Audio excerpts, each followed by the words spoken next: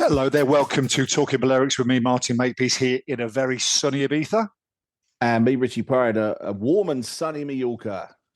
Summer's here. Hey, what a weekend, Rich. I've got to tell you, I've had some terrible Easter weekends, but that was right up there with the best of them. I've got to tell you that, Rich. Yeah, I pretty much agree, Mike. The weather's been absolutely gorgeous. Although, word to the wise, I don't know if you know, listen, we're going to hit the heights of 26 degrees this one day this week. Can't remember which day it is. But when we get to Sunday, it's going to drop down to 16 again. Oh, is it right? Okay, that's nice, isn't it? Great. Yeah, so, it's amazing. We don't know whether we're coming or going. But no, I've got to say, it was a great weekend, Rich. I had a super weekend, got some friends over, so I did all the rounds, Calabasa Beach Club, Pikes, Hostel La Torre, Cafe Del Mar, Cafe Mambo. So it was a super weekend. How did yours go, mate? I worked pretty much all weekend, Mark, to be perfectly honest. Okay. Gigging, DJ and all that, you got to go do the rounds. Well, when you charge as much as you do, Rich, you can't say no, can you? Is it still 50 quid and a half a pint of lager shandy? Is that still what you're charging? That's it. That's the rider, mate. That's the rider. That's the rider. So, didn't do too much, apart from obviously a great result for Mallorca, which we'll talk about a little bit later. Yes, yeah, I expect that to be part of your skit today, mate. Yeah, definitely. So, what have you got for me, Richie, this week on Talking Balearics? I have the cost of passports is going up. Okay, which is not good news for everybody. But I suppose they have to go up sometime. Also got a brand new selfie tour in Magaluf. So no longer will it be what goes in Magaluf stays in Magaluf, Mark, because apparently you've got to selfie it all these days. Okay, well, there's a Gen Z excursion if I've ever heard one. Totally. Right. Also, I've got news of a brand new sort of like a tap. It's not a tapas tour. I would call it like a food tour thing that the Calvia Council are organising over the next 4 weeks. Okay. And I'll tell you what's happening in each zone and when the dates are, and then a little bit of football chat at the end. Of course, mate. Of course, Rich. Right. So I've got 3 things for you as normal, Rich. I've got there's a new 5-star hotel opening on the East Coast, but it's got a little bit of a twist to it, Rich. Well, I like this story, so maybe it's a sign of things to come. La Ruta de la Sal, which is one of the biggest yacht races in the Mediterranean. That's just finished in San Antonio this week. So I just want to give a little bit of info on that because I think it's a really good thing for Ibiza and for San An, of course. And news of the new Ibiza bus network, Rich. And let's just say it's not the best news, Rich. Surprise, surprise. Oh, really? Yeah, funny enough. And also I've got a little extra. I've got a story about Amnesia's 50th birthday celebrations, which it's something me and you might be interested in, Rich.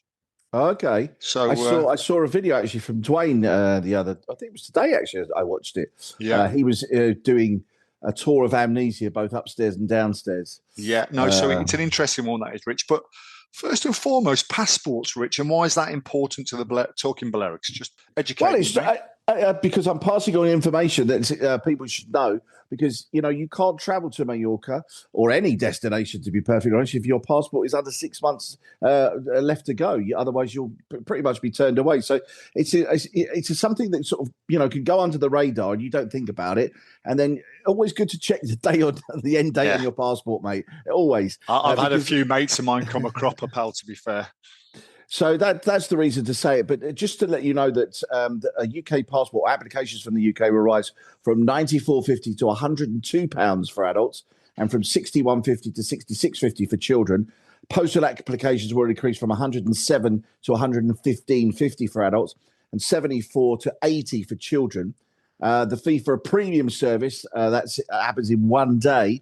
Applications made within the UK will rise from £222 to £239.50. Wow. Now, for us living overseas, those prices are different because a UK passport will rise from £108 to £116.50 for adults and £70 to £75.50 for children. Overseas standard applications will rise, paper applications, will rise from £120.50 to £130 for adults and £82.50 to £89 for children. The new fees will help the Home Office to continue to move towards a more system, which basically means it becomes non-funding. That's what the government are looking for. At the moment, they do take money from general taxation, and they're looking, obviously, by putting the fees up to basically make it, basically it'll run itself. At the moment, it doesn't. Basically, I mean, it's something. So a few friends of mine have been caught a cropper on this, either out of date or 4 months out of date as well. You really do have to check. But I would say that the passport application process, where you just do it all online and you actually send the picture online as well, do a selfie against the wall. It works really well, Rich. It really I agree. We've done it for my 2 kids lately because they've had passports since they were little nippers, and now they don't look anything like the picture that they were originally taken. And I think mine's running out very shortly, actually, to be honest. You don't travel very much, do you? Let's face it, Rich. Well, no, not these days. You're like you're big like you, Mark. Well, you've got to have passport will travel, Rich. Yeah, exactly. You're like a keg of Guinness, you are, mate. You don't travel very well, do you? Let's face it. So, well, as most people would see from the caricature, looks like I've drunk a keg of Guinness. Still hasn't changed it. I have, mate. You're whinging about that caricature. Under duress, I changed it, by the way. Little story. A friend of mine said to me the other day, his Argentinian wife was agging him to get a new passport for their kid at the dinner table. And she was really going at him. And he said, okay. He did it all online there, took a quick photo and did it inside 10 minutes. And she said, sorry, what was that? He said, yeah, all done within inside 10 minutes. So I think probably the Spanish application process is a little bit more complicated than that as well.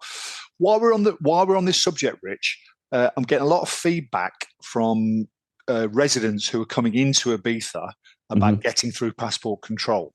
A friend of mine took an hour and 15 minutes to get through passport control of the day because there's no splitting of the queues. Now, I hear in Mallorca, you've got a specific TIE residence queue. Is that correct? Well, the last time I travelled, yes, which was Christmas time. Yes, there was a separate queue for, Spanish residents and TIE holders as well. Yeah, I mean, Ibiza needs to implement that. We haven't so far. I've actually written to the president of the Conseil today asking him to clarify it because there's some horror stories coming through Ibiza. This won't affect you as a tourist, by the way, because you're going to have to go through the normal process. But I'm talking about third country passport holders such as the UK who aren't part of the EU.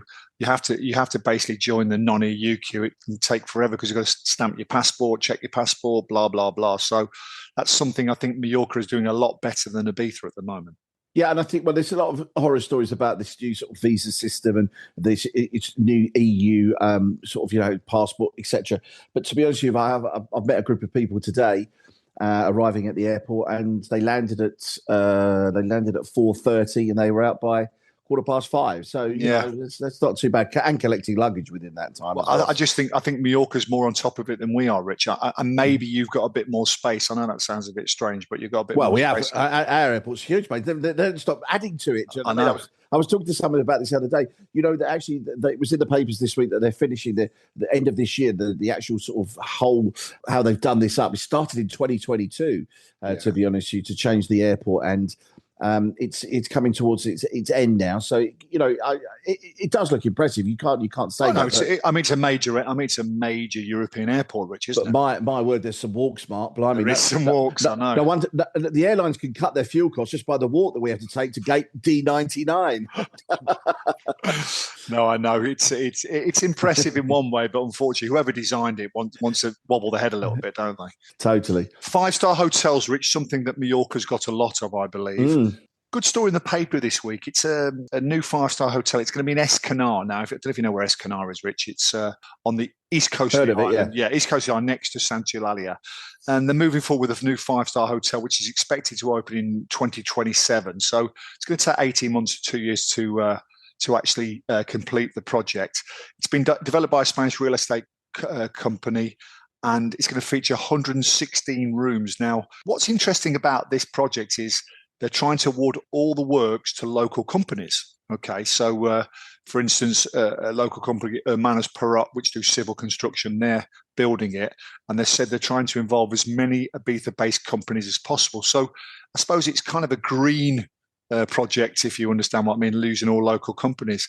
And where I think it's really interesting, mate, because what they've said is the hotel will follow a traditional Mediterranean style and be low rise. So it'll only have a first floor and a ground floor. It'll include all the normal things such as a spa, swimming pool, parking, but the focus is on creating something that blends into the island rather than dominating the landscape. Now, that goes against the grain, Rich, doesn't it? Because nowadays, when they are designing hotels, they want it to be as wow as possible, don't they? So what they've described the concept as is luxury without extravagance. So while the aim is for the hotel to achieve 5-star classification, they're not targeting the ultra luxury market some hotels have in Ibiza. Instead, the focus is on high quality design, sustainability, and a relaxed luxury experience that fits the character of the island, Rich. So are we going to have a cheap 5-star hotel? Not in Ibiza, you're not. No, of course we're not. Thanks for breaking the spell, Richie. Well, do you know something? I think that they're starting with good intentions, but whether it finishes with good intentions, because the reason why that hotels are so popular in Ibiza is because they can charge a great deal of money for it. You know, we already know that the Balearics have the highest hotel rooms rates in the whole of Spain and principally Ibiza. So, although I do believe your Palma hotels are getting there and thereabouts these days, Rich. Yeah. I mean, I've been at the airport this afternoon. Very busy. Obviously, Easter's past now, but a lot of kids are off school all this coming week as well. So, still a lot of looks like a lot of people travelling still to the end of this week. I imagine might see a bit of a fall for the next couple of weeks, and then we're into May the 1st already, start of a new season. So, from my point of view, from what I've seen so far, looking very healthy. Easter was very busy here. Another 5-star hotel in Ibiza, just what the doctor ordered. Said no one ever. But listen, let's give it a chance. And once like another nightclub, Mark. Really, no. Well, the licenses of nightclubs are so strict. I don't think there'll ever be another nightclub, Richard. No, that's interesting. They can only redevelop what there is already. There's super clubs anyway. That's why there's such a premium. So, but no, another 5-star hotel. So let's see how that goes. Well, the Calvia Town Council has launched a Magaluf selfie route so that tourists and residents alike actually can frame their stay. It could be the end of what happens in Magaluf stays in Magaluf. And the council has strategically placed photo spots in key parts of the resort. According to the council, this installation will address a common holiday dilemma to having to ask a stranger to take a photo for you. Rather than settling for a traditional selfie that usually fails to properly capture the beauty or details of your surroundings. The Magaluf selfie route is a tourist experience marketed by the company TURS, Take Your Selfie, and it features patented smart signage that allows visitors to take perfect photos and selfies on their own, it says. 4 stops have been added so far, so there's going to be a few more according to this, and you'll see them, obviously, I imagine, in popular parts of the island where you obviously have good views behind you. I've no doubt that one will be where that island is on Magaluf Beach behind you somewhere. That's really good. That's really good local knowledge. That is, Rich, where that island is. Okay. But you can't miss it if you go to Magaluf Beach. What's the island called? What's the island called? Well, we used to tell everybody it was Ibiza, and they used to believe us. Yeah, but that was pre-Wikipedia, mate, wasn't it? So it's it was a little bit like Marineland being the same as SeaWorld in Florida. It unfortunately doesn't work like that. But anyway, look. It's something new. It's something different, and as you say earlier, it's part of social media. Is part of people's lives now, and people want good photos. Everywhere you go now, people's got a phone and they're taking photos of their food, taking pictures of the bands they're watching, the football they're watching, God knows what. Do you know what I mean? It's just the phone is running our lives. Really, let's put it like that. Absolutely. Soft power, Rich. We spoke about a few weeks ago, or I spoke about a few weeks ago. I think it's a great gimmick, Rich. I really do. I think it's a gimmick. Right. It's a gimmick, nothing else, nothing more. But it promotes the resort. I mean, at the end of the day, that's what it's there to do. Who bought it in, Rich? Do you know whose idea was Town Hall? Well, the Calvia Town Hall, and whether it came from them, I don't know. But will there be like specific signs you said somewhere as well? So there's 4. Can you get me over a sign so we can see what it looks like? Me take a selfie. I hate selfies. Me. Apparently, I mean, listen, you can only work with what you've got, Rich, can't you? Well, obviously, you can't look at that caricature. But anyway, Passage Calvia near Magaluf Beach on the Paseo Maritimo, and 3 more installed up into Torrenova. Listen, as soon as I see one, Mark, I will take a photo by there. That'd be interesting. Is there any incentive to take selfies? They just want you to take them? No, I think they'll probably just ask you to tag Magaluf into tag it. Magaluf, and maybe you'll. They want to show that how Magaluf has changed, and it has. Let's be honest about it. It has, and as far as I'm concerned, for the better. There are still other things that need to be done, but I think it is for the better. I think we have touched on this, where they bought up 11 properties up in the Torrenova area to demolish them to build a new car park, which I think is a good thing. They demolished the Teiches, as we've talked about already. That's going to be turned into parkland. So things are happening. Do you know what I mean? In the resort, and you do definitely see through Magaluf and into Palmanova a definite change in not only the resorts but the clientele that are coming, whether that be the Brits or any other foreign national, which we're getting a lot more of now. What's the biggest change, Rich, in Magaluf, would you say, from a decade ago? I don't think it's a party resort anymore, Mark, personally. I really don't. Listen, you can come and have a party, don't get me wrong, but you're probably more likely to have a day party than a night party, because of the beach clubs that are on the beach front, whereas the Strip it's still there, and it won't go away, I don't think, but I don't think it's what it was 10 years ago. It's not going to be the same, and I think in reality, it's a good thing as far as I'm concerned. Bar owners in that area might disagree with me, but we've got, if we want to change how it used to be and how it was perceived, and it wasn't perceived in a positive way. Let's be honest about this. Do you know what I mean? I think we need to be doing something, and they have definitely done something about it, which is good. So listen, I've lived and worked in Magaluf for over 30 years now, and it's listen, since when I first came, it's changed dramatically. Do you know what I mean? What I'd like to see is that, which we will find eventually. When I first came in 1990, Magaluf was open pretty much 12 months a year. Adults and sort of kids, as in young people and families, mixed together. They all had their own different hotels, but some mixed into the same hotels. But it all pretty much was a party scene together. And I think I think that's what they're trying to get back to, because it's important for the resort to promote itself to young people as it is to families, as it is to older people, because those young people are your families and your older people of the future. Do you know what I mean? And if you remember a good experience, you're more than likely to want to come back to that experience. Well, you've got to have entry level things for people to do. You can't just go 5-star, 4-star, Rich, because that will there'll be nothing below it. I mean, interesting listening to you there, Rich, that monologue, because there's a lot of synergy between Magaluf and San Antonio. And we keep saying it, but the way that the place is perceived, especially in Punta Ballena and the West End, where really Punta Ballena and the West End used to be the most significant places, didn't they, in our respective towns? However, now they're probably the least significant places in our respective towns. Agree. And it's funny how the dynamic has changed, but I think it's just the town reacting to the market as well, because the market's not there anymore, Rich. The cheap booze and the here we go. There's always going to be one or two places to do it, but there's no demand for it anymore, Rich. There really isn't.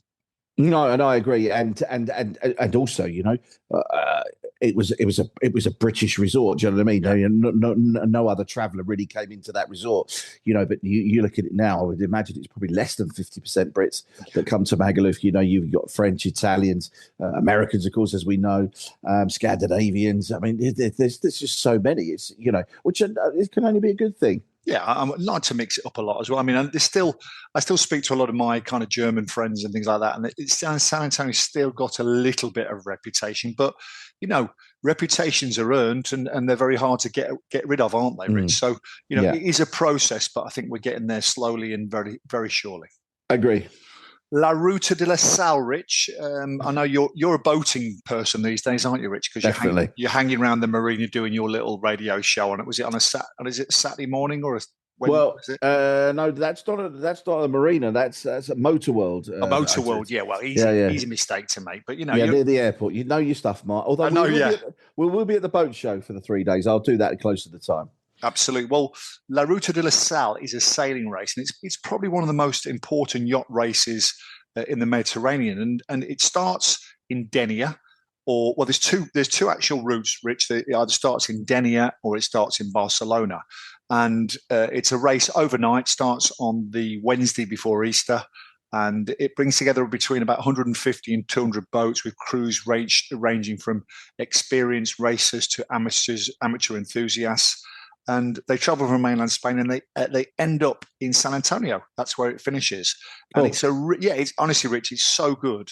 And the reason why I'm bringing it up, because every time this comes up, I just don't think I don't know who does the marketing of this race, Rich, but they're not very good. Okay, because this should be like the cows weekend in the Isle of Wight, or it should be the Sydney to Hobart race in Australia, because it just doesn't get the publicity it needs. And what happens is it finishes in San Antonio. There's big tents at the marina, and all the bars there are full. And without being being a little bit snobby, I mean, yachting people are a certain type. They've all got a bit of money. They go and enjoy themselves, and I think it's the official, or should we say the unofficial, start to summer. I always think that, because when they come over and then you see all those beautiful yachts in the harbour, it creates such a great vibe about the place. And obviously it comes to San Antonio, my hometown, which I'm really pleased about. Now, it's great, mate. And also interesting, it's called La Ruta de la Sal, because it recreates the salt route. Because back in the day in Ibiza, back in the 19th century, then all we had really was salt, and it was the route that people came to pick up the salt and take it back to the mainland. So really good. A lot of Ibiza winners this year as well. I actually blogged about it, and I got about 4 views on the blog, so it was obviously created a lot of buzz, didn't it? So, well, that's normal. Yeah, well, no change. Normally I get 5 or 6, but I got about 4. No, but I knew this was a very specialist subject, so I wasn't expecting much. But it's a labour of love. Listen, I'm a boat geek. I love boating. I love the water. But just really good. And it's just great for Ibiza, and it's great for San Antonio, Rich. So long may it last. Now, La Mostra Calvia. A lot of people, if you're a resident here, you might have seen a lot of these flags up on the lampposts in and around all the resorts. This is like a food exposition, if you want to call it. Basically, what the town hall has done is organised different areas, and they've gone to the restaurants and said, would you organise a set menu for people to come visit your restaurant? So it's not on things that are on the menu, but are priced slightly better than they would be if you bought them off the menu, and offer it as a deal for people. So basically what they're doing, from the 9th to the 12th of April, Santa Ponsa, Costa de la Calma, that's Zone 1. Zone 2 is from the 16th to the 19th, Peguera, Californels, Calvia, Escap Day, and Somferrer. Zone 3 is from the 23rd to the 26th of April, Palma Nova and Magaluf. And Zone 4 from the 30th of April to the 3rd of May, Portals, Son Caliu, and El Toro. So basically, all those areas have probably got about 10 or so restaurants, maybe some more, some less, in those 4 zones, and they're offering something special, as I say, that's a price better than it would be on the menu, and basically it's there for anybody to go and enjoy those restaurants. For me, it's a great option to actually go and try a restaurant you've maybe not tried before, just to see what the food's like, the service is like, etc. So you're not actually spending too much money in that restaurant. Average price, we're talking about €20, 25 in some places. And they're just doing a set menu, or they're doing something, something different. And it's quite a good thing. And it's Thursday to Sunday for the next 4 weeks. That's really good, Rich. I mean, we one thing I'd ask about that: are they marketing it to locals or to tourists or to everybody? I think it's mainly to locals, because obviously tourists probably won't understand it, won't see it. I don't think, because if you go to calvia.com, it's on there. Do you know what I mean? I've got the link. If anybody wants the link, and can I can send it to them. Send it over. I'll include it in the podcast this week, Rich. That might be an idea. Okay. Well, we have something in San Antonio a little bit similar. We have Restaurants, it's called, which sounds exactly the same, Rich. I think it runs for 4 weeks concurrently. Again, it's a gimmick, for want of a better word, to try and we do it low season. I think ours is January or February. So it's basically to stimulate the restaurant trade in low season. But exactly the same. Anything like that, I think, is really good for the town, isn't it? Because if you get bums on seats. The problem these days, I mean, I had a very expensive lunch on Sunday. I won't give the name of it. And it was good, but you don't feel like you're getting value for your money, Rich. You really don't. So, it would be very, very good, to go to a new restaurant, something maybe you've always fancied, but probably never had a reason to go there. And you go No, exactly. there, so it's a good idea. It really is. Okay. When was the last time you caught a bus, Richie? Actually, it wasn't that long ago, to be honest with you, because we have free bus travel as part of living here in Mallorca. You have a great. I know I'm like a stuck record, but what a bus system you have over there. Yeah, my sons use it regularly. I'll be honest with you, my sons use it regularly to go to the gym, to go to work, etc. Because the bus stop's literally just outside our house, so it's great. And I can't remember. I think my car, when I had to take my car, I had a problem with my car, and I used it a couple of times, and it's great. We do have a good service. I cannot fault our bus service, and it's free. So what more can you ask for? Well, it's free over here for residents as well, Rich. So we're on the same level. But we spoke about it a few weeks ago on the pod. Basically, 1st of April, Ibiza and ALSA, ALSA. They're a big bus company all over, national bus company. Mm-hmm. They pretty much didn't exist over here in Ibiza 10 years ago, but they've come in, they've bought up all the small companies, and now they're the predominant bus company. Now, on the 1st of April, they introduced a new bus system. They had 60 new buses, which was very exciting. A lot of them electric. 100 new buses, 60 new routes. And let's just say, Rich, I've been monitoring it, and the feedback hasn't been great so far. Let's just say that. In the defence of the council, they've just said, they've come out and said, listen, it's teething problems. It's a brand new system. Remember, there's Wi-Fi, there's phone charging, it's on the app.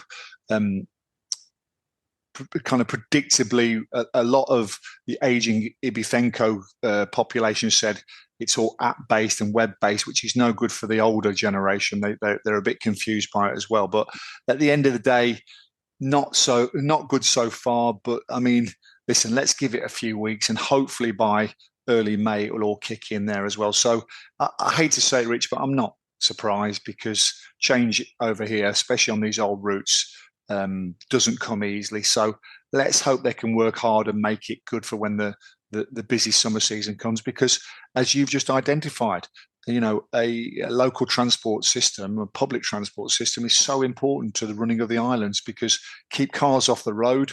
It's easier, it's cheaper to operate for the clients and for the locals, and they just need to do things better. They built. I was at the airport today, and they've built a special sort of what I would call quite a small bus station, just to the just as you come out of the main building, the main terminal, on where the cafeteria is directly in front of you. There, exactly, over to the left of the cafeteria. Because it was a bit confusing as you come out there. Yeah, there's a lot of different bus routes and things like that. You're never quite sure where to go. No, it looks actually quite good, and I think obviously they're changing a lot of things outside now. I can see that, and looks like it's going to be quite good. There's obviously a service into Palma. There's a service back out to Magaluf. There's a service all around the island right now. I could see all the timetables were up and everything else. So listen, I'm a massive fan of Mallorca, and especially Palma and Calvia's bus service, mate. As I said, when I was over a couple of years ago watching my son in the Liga Nacional, I specifically went out of my way to use the bus service, and it must be an age thing, Rich. It really must be, because I was most impressed. I was even went up to Manacor and went up to places like that, and it was excellent. Now, Rich, come on, tell me all about it. Muriqui, last minute, come on. Real Mallorca, Real Madrid at the weekend.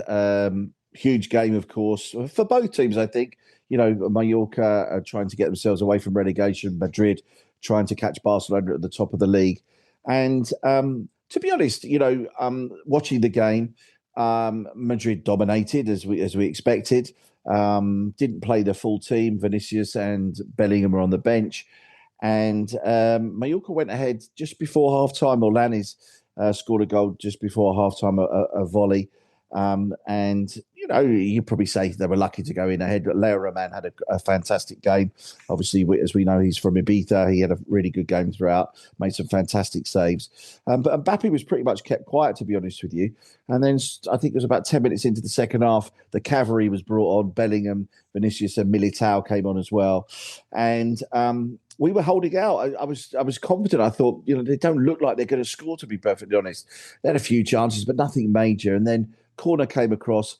Militao had a free header. I don't know what Sanchez was doing. Just looked at him. It was a good header. It was a good header, though. Rich. It was a good header, but defending wise, he just sort of stood there. He didn't do anything.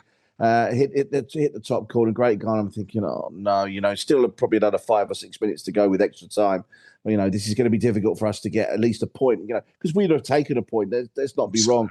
But at that point, you probably wanted 3 because, it was so late in the game. And then for some reason, I don't know how, we managed to get the ball up the other end of the field. It was a lovely ball from Matteo Joseph to Mariki. Mariki smashed it in with his wrong foot. He's a left-footed player, but he smashed it in with his right foot in the 89th minute, and the place just absolutely went wild. 23,500 there. It was a fantastic atmosphere. Did you go, Rich? Were you there? No, I sold my tickets. Mark. Oh, hello. Here we go. I did. True capitalist. My son went. My youngest went. I sold two of my tickets. My eldest couldn't go. So I said to Jude, look, if I can get rid of my ticket, I won't go. I'll take you, but I watched it up the road, and then picked my son up afterwards. Listen, a fantastic game. Mallorca now lying 16th place on 31 points. That's 2 clear of relegation. Elche, Levante, and Oviedo, the 3 teams in the box seat right now. But Mallorca on 31. You could get up to. Well, I would say, I would say all the way up to Osasuna in 9th. They're on 38, Osasuna. Probably safe, to be honest with you. I would probably look at around about 35 points. Rayo Vallecano, who happens to be our next game, our next home game, Rayo Vallecano. If we could beat that, if we could win that game, that would take us up to 34. Then, the La Liga runs exactly like the Premier League does. 40 points is the target to hit to avoid relegation. It might be less than that. It was less than that last season. It might be less than that this season. It just depends on your running. But we're playing teams in and around us. We've still got to play Levante and Oviedo below us. We've still got, I think, Alaves. We've still got to play Girona. We're still playing, and Valencia, I think, as well. So we've got teams in and around. It's going to be down to us. But you have to give me his due. Di Michelis. We've played 4. He's won 2, drawn 1, and lost 1. And the one we lost, we missed a penalty in the 92nd minute, which we should have drawn. Which was Mariki as well, by the way. Which is Mariki as well. And Mariki obviously had what a week he had, mate. I was going to say, because he had the defeat for Kosovo in the World Cup qualifiers as well, which apparently he was devastated about. So he came. He sort of came to the fore. 19 goals, Mark. Yeah, I know. It was a classic. I sent you that. I watched it from all angles on Instagram, Richard. It was a real moment. It could be a season-changing moment, totally, can't it? Yeah, from a confidence point of view, for the team to come and beat Real Madrid, it's we don't beat them that often. We don't play them that often, of course. 7 points clear now, Barcelona. I think that's pretty much the league done. But there's a huge game, obviously, this week for Real Madrid in the Champions League against Bayern Munich, of course. Yeah, I'll be watching that tonight. Yeah, this is Tuesday. We record Tuesday, that as well. Exactly. So I'm looking forward to that. I'm not interested in the other game, mate. I've got to tell you. So the other game is important, Mike. Well, to be perfectly honest, I'd probably rather watch the Real Madrid Bayern Munich game. I'll be watching my game from behind the sofa because we've lost 2 games on the trot now. But obviously, I want my team to win, and I want to watch them. But I will have half an eye on that other game as well. So good for Mallorca football. But as you said, to beat Real Madrid, especially in that way as well, it just gives you that little bit of impetus going into the last part of the season, doesn't it? It does. And as I say, you could see the confidence from the players. And I actually thought we played well. I thought we held our own, to be perfectly honest. Let's see. Let's hope. Sometimes Mallorca sort of get into this situation, and then they have a bad result the week after. So I hope that doesn't happen. But special mention to Leo Roman. I've got to say he had an absolute stormer of a game. Definitely, Ibiza's own Leo Roman. So his father was the manager of our first team for a while as well, for Vicente. Oh, okay. So so it's some good ties there. So well done, Real Mallorca, and come on, keep going. Date for the diary, Mark. 2nd of May, Parma against Portmany. Yeah, the big one. Is Parma Jake's team, is it? No, Jude's team. Yeah, so Jude's team rather. Yeah, yeah, Jude's team. Yeah, okay. Yeah. We're not going to win the league, and nor a Portmany, but might be an interesting one. Local rivalries, Rich. Local Perfect. rivalries after you gubbed us away. So, you know, Yeah. that's what I mean. Revenge hopefully will be sweet. Right, last story of the day from me, Rich. Anyway, if I say Jean-Michel Jarre to you, what's the tune that comes into your head? Oh, Ding, oh no, that's not the one I'm thinking of. No, it goes ding, ding, ding, ding, ding. Oh, that's right. Yes, yeah. So he's the guy with the synthesizers and the lights and the lasers. Yeah, I mean, and everything, it was probably what, late 70s, early 80s. I mean, yeah. I mean, for someone of our age group, Rich, I mean, it's back in the day, isn't it? And we're probably even at school when he was probably, you know, one of your sort of your David Guetta of our time, wasn't he? I suppose. Yeah, absolutely. Now, Amnesia, I mentioned before, they're turning 50 this year, so big celebrations. I mean, probably the home of Balearic beat, probably the one of the pioneers of the Balearic sound. On the 5th of July, Jean-Michel Jarre is doing a live set in Amnesia. So wow. I think that, and he's 77, by the way, I've got to tell you. 77, really? Yeah. So, you know, and he's got this picture on. I mean, I'll show you this picture. I mean, look. He doesn't look 77 in that, right? Does he? Let's face it. So that's Elvis Presley, isn't it? Yeah, I know. Hey, I won't be caricaturing him, that's for sure. Anyway, so he's doing a night, and I've got to say, Rich, I mean, even I might go to this on the 5th of July because I just think it will be iconic because this is a guy who more or less invented electronic music. So on the synthesizer, so something to get. Very rarely do I get excited about a club news, Rich, but even I'm excited about this one. No, that's big, and Jean-Michel. Well, yeah. I mean, you know, it sounds. You say on the? Did you say what's the day? Did you say it was the 5th? 5th of July. Yeah, I've got a feeling that's the same date. Is it the same date that Fatboy Slim plays over here? I might be wrong. It's a Sunday, which makes sense because it's a quieter night. Sunday's not a massive club night over here, but if I can, I'm going to go to that, and I'm going to be singing Oxygen all the way there and all the way back. Very good. Are we done? We're done, Mark. Yes, that's it. Okay, Richie. Thank you very much, mate. Always a pleasure. Right. Never a chore. Good to see you, Mark. And you, buddy. Have a good week.